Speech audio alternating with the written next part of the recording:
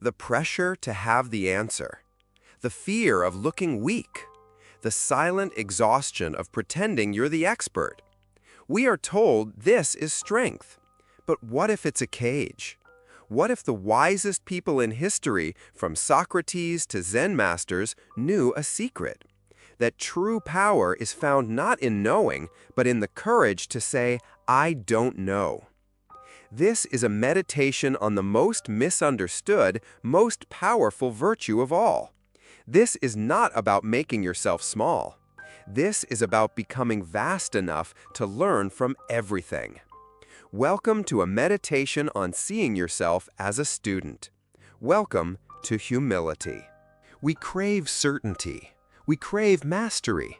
But what if the deepest wisdom begins with saying, I don't know? Is the student less dignified than the master? Or is the student infinitely freer?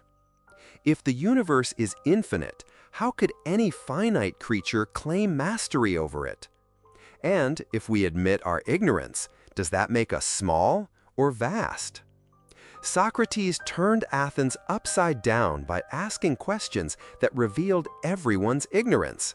His greatness was not in answers, but in humility. Close your eyes. Imagine standing before a library without end.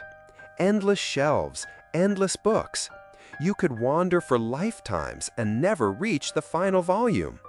Now, place your hand on your chest and whisper, I am a student of infinity.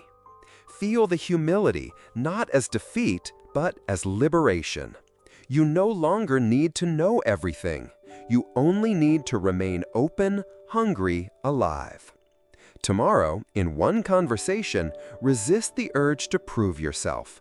Instead, ask one sincere question. And listen, just one question. One moment of being a student again. Why do we fear humility? Because ego whispers, if you admit you don't know, you will look weak. But the opposite is true. Ego is fragile. Humility is strong. Ego demands applause. Humility seeks truth. Ego fears correction. Humility thrives on it. Ego resists growth. Humility invites it. Epictetus warned, it is impossible to learn that which one thinks one already knows. Visualize a mask on your face. It is beautiful, polished, admired, but it is heavy. It suffocates you. Now, slowly, you remove the mask. Beneath it, your true face breathes. You are vulnerable, yes, but you are free. Humility is this unmasking. The willingness to be seen as unfinished, still learning, still becoming. Notice one area of your life where you pretend to already know. Tomorrow, openly admit, I'm still learning this. Say it with courage. Watch how it disarms ego and deepens connection. We admire mastery, but we forget every master was first a student. Every samurai, before wielding the sword with grace, once dropped it clumsily. Every philosopher once stuttered through their first thoughts. Humility reframes failure, not as humiliation, but as initiation. Seneca wrote, if one does not know to which port one is sailing, no wind is favorable. The humble sailor admits ignorance of the seas, but sets out anyway, guided by learning.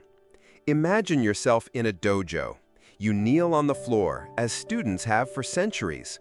Before you, the master bows, not because you are equal in skill, but because you are equal in dignity. Feel the humility of kneeling and the power it gives you, because in kneeling, you are free to rise again, endlessly. Tomorrow, embrace one mistake as your teacher. Instead of hiding it, write, today, my mistake taught me. Turn failure into a lesson. That is humility's alchemy. We think humility means silence, but true humility can be fierce. Because only the humble can speak truth without vanity.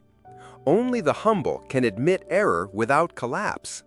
Only the humble can stand for integrity. Because they do not serve ego, they serve what is right. Courage without humility becomes arrogance. Humility without courage becomes timidity. But together, they form moral courage. Imagine holding a torch in a vast darkness. You do not claim to be the light itself.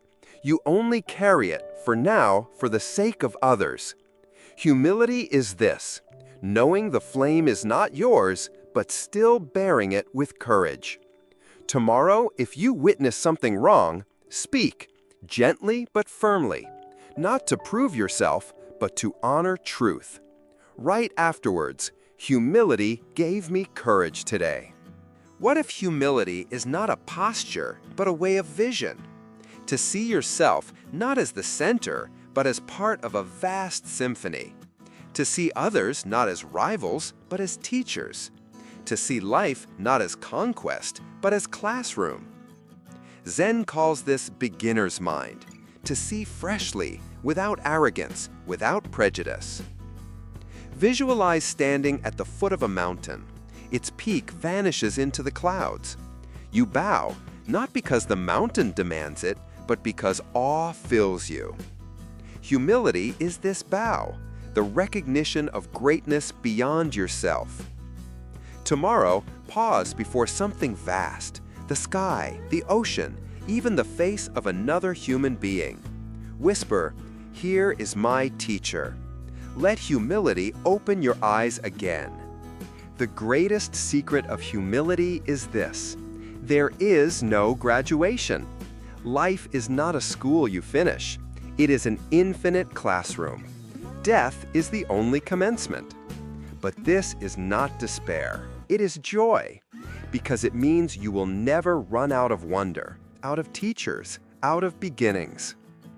Visualize yourself walking through a vast hall.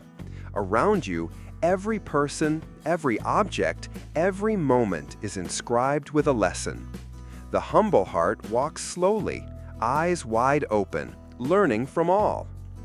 At the end of each day, write one thing the world taught you, not what you achieved, but what you learned. So humility is not self-erasure, it is self-liberation. To be humble is to be endlessly a student. To be humble is to remove ego's mask and breathe freely. To be humble is to find strength in mistakes, courage in integrity, and vision in awe.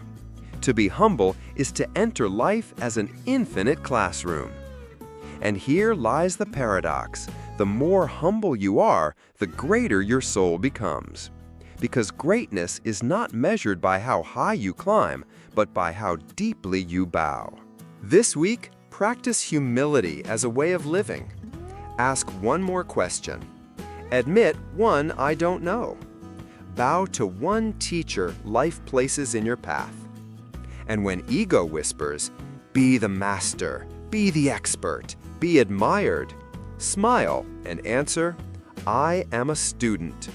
For the soul that never stops learning, never stops growing.